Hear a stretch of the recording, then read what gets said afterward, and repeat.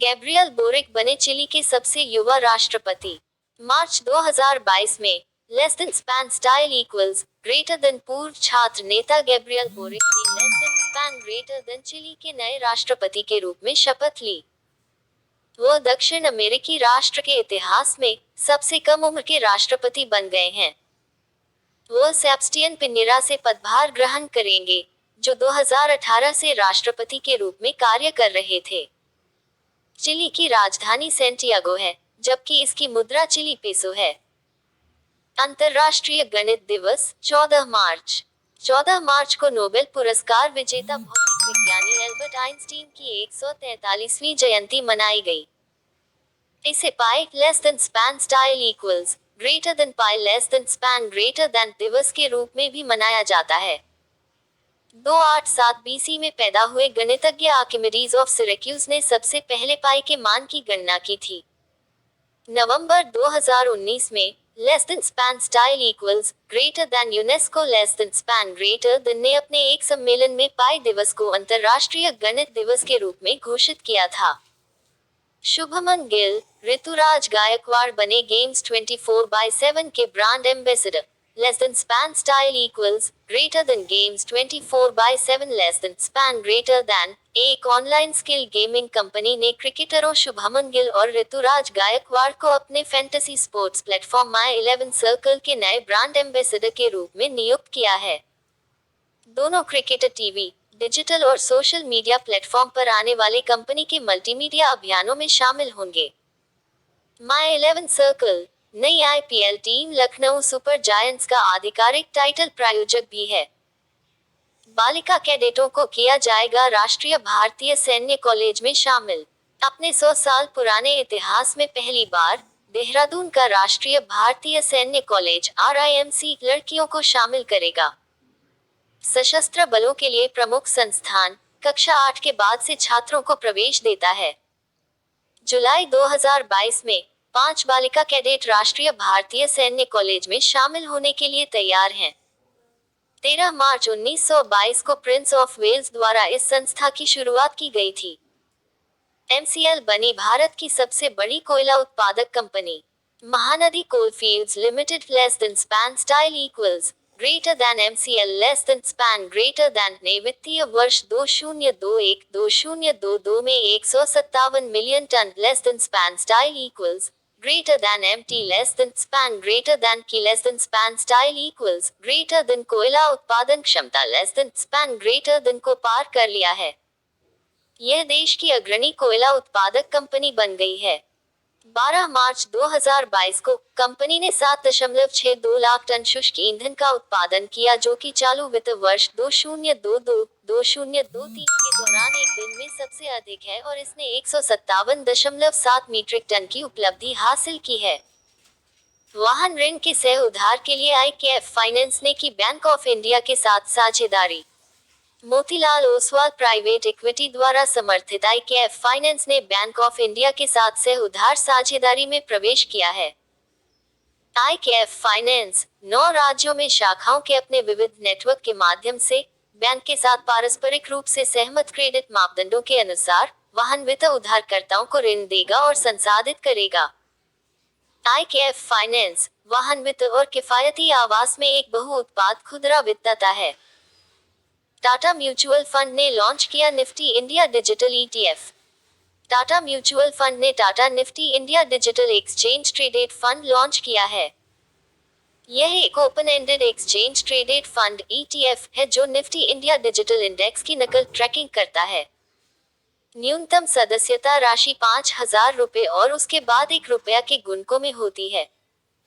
Nifty India digital index का उद्देश्य बड़े पैमाने पर डिजिटल थीम का प्रतिनिधित्व करने वाले शेयरों के पोर्टफोलियो के प्रदर्शन को ट्रैक करना है। 6 भारतीय मुक्केबाजों ने जीता ASBC बॉक्सिंग चैंपियनशिप में स्वर्ण पदक।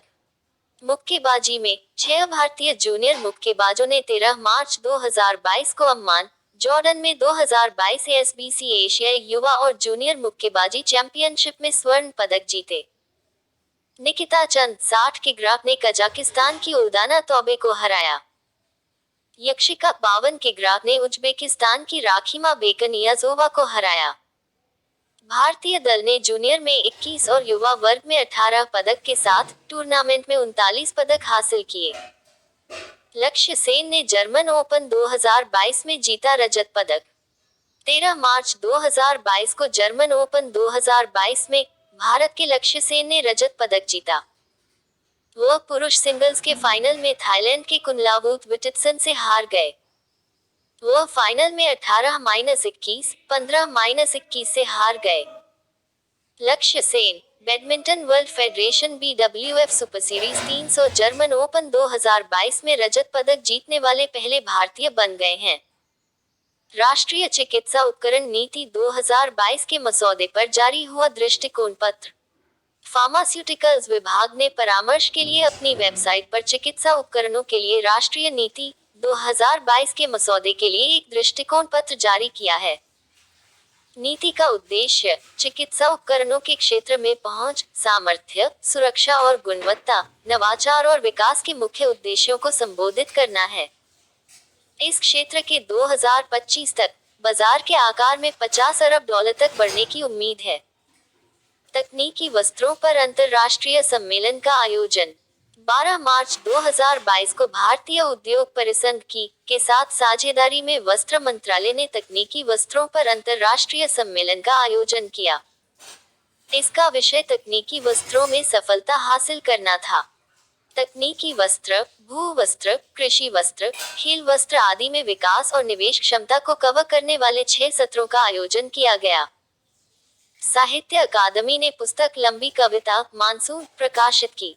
साहित्य अकादमी ने अपनी 68वीं वर्षगांठ के अवसर पर भारतीय कवि राजनेक अभयके की एक पुस्तक लंबाई वाली कविता मानसून प्रकाशित की है।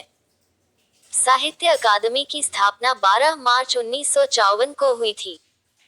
इसका लोगो स्वयं सत्यजीत राय ने डिजाइन किया था और पंडित जवाहरलाल नेहरू इसके पहले अध्यक्ष थे। अकादमी द्वारा प्रकाशित पहली पुस्तक 1956 में डी कोसाम्बी द्वारा भगवान बुद्ध थी। ऋषभ ने तोड़ा कपिल देव का भारतीय टेस्ट में सबसे तेज अर्धशतक का रिकॉर्ड। ऋषभ पंत ने 13 मार्च 22 को श्रीलंका के खिलाफ डे नाइट मैच के दूसरे दिन कपिल देव के सबसे तेज टेस्ट अर्धशतक के 40 साल पुराने रिकॉर्ड को तोड़ दिया है। उन्होंने दूसरी पारी के 42वें ओवर में 28 गेंदों में अपना अर्धशतक पूरा किया। 1982 में कपिल देव ने पाकिस्तान के खिलाफ 30 गेंदों में अर्धशतक बनाया। उन्होंने टेस्ट में विकेटकीपर बल्लेबाज द्वारा सबसे तेज अर्धशतक लगाने का विश्व रिकॉर्ड भी बनाया। दिल्ली ने इलेक्ट्रॉनिक वाहन पंजीकरण करने, खरीदने के लिए पोर्टल लॉन्च किया।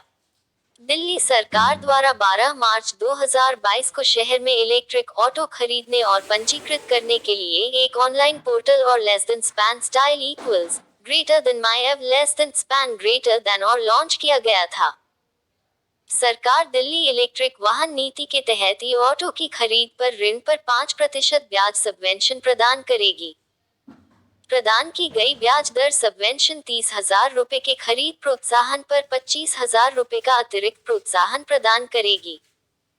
NSE, IBJA ने घरेलू बुलियन स्पॉट एक्सचेंज शुरू करने के लिए मिलाया हाथ। National stock exchange of India limited less than span style equals greater than NSE less than span greater than और India Bullion and Jewelers Association Limited less than span style equals greater than IBJA less than span greater than ने सेबी के दिशा निर्देशों के अनुरूप domestic Boolean spot exchange शुरू करने के लिए हाथ मिलाया है। भारत सोने का दूसरा सबसे बड़ा उपभोक्ता है और यह पहली बार है कि सेबी के तत्वावधान में घरेलू बुलियन स्पॉट एक्सचेंज स्थापित किया जा रहा है। मॉर्गन स्टेनली ने 2022-23 के लिए जीडीपी अनुमान को घटाकर 7.9% कर दिया। मॉर्गन स्टेनली ने वित्त वर्ष 2022-23 के लिए भारत के आर्थिक विकास के अनुमान को 50 आधार अंकों से घटाकर 7.9% कर दिया है।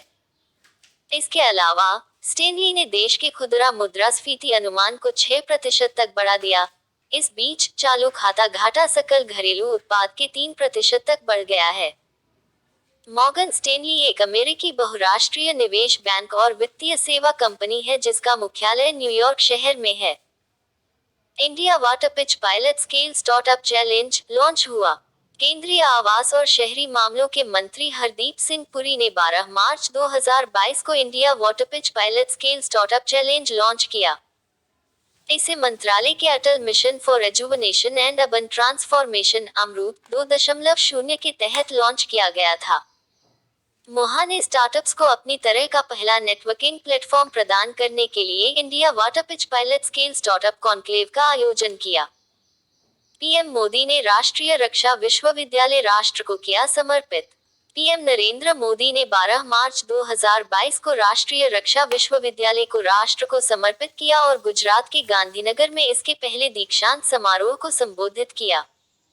राष्ट्रीय रक्षा विश्वविद्यालय छात्रों को पुलिसिंग और आंतरिक सुरक्षा से संबंधित विभिन्न शैक्षणिक पाठ्यक्रम प्रदान करता है। इनमें पुलिस विज्ञान और प्रबंधन, आपराधिक कानून और न्याय, साइबर मनोविज्ञान आदि जैसे पाठ्यक्रम शामिल हैं। 14-20 मार्च 2022 तक मनाया जाएगा उपभोक्ता सशक्तिकरण सप्ताह। उपभोक्ता मामले विभाग द्वारा 14 से 20 मार्च 2022 तक और कोर्ट उपभोक्ता अधिकारिता सप्ताह और कोर्ट का आयोजन किया जा रहा है। उद्घाटन के दिन 75 गांवों में ग्रामीण आउटरीच कार्यक्रम आयोजित किए जाएंगे। 16-17 मार्च 2022 को ई कॉमर्स पर वर्चुअल कॉन्फ्रेंस का आयोजन किया जाएगा। माईगव के सहयोग से एक प्रश्नोत्तरी का आयोजन किया जाएगा जिसमें सभी प्रतिभागी भाग ले सकते हैं। प्रधानमंत्री ने 12 मार्च 2022 को 11वें खेल महाकुंभ के उद्घाटन की घोषणा की। प्रधानमंत्री नरेंद्र मोदी ने 12 मार्च 2022 को अहमदाबाद में 11वें खेल महाकुंभ के उद्घाटन की घोषणा की। खेल महाकुंभ जो 2010 में तत्कालीन सीएम नरेंद्र मोदी के नेतृत्व में गुजरात में 16 खेलों और 13 लाख प्रतिभागियों के साथ शुरू हुआ था, अब 36 सामान्य खेल और 26 पैरा स्पोर्ट्स शामिल हैं। 11वें खेल महाकुंभ के लिए 45 लाख से अधिक खिलाड़ियों ने पंजीकरण कराया है। नदियों के लिए अंतर्राष्ट्रीय कार्य दिवस 14 मार्च। नदियों के लिए अंतर्राष्ट्रीय कार्य दिवस हर साल 14 मार्च को मनाया जाता है। यह एक ऐसा दिन है जो नदियों की रक्षा, जश्न मनाने और उनके महत्व के बारे में जागरूकता पैदा करने के लिए समर्पित है।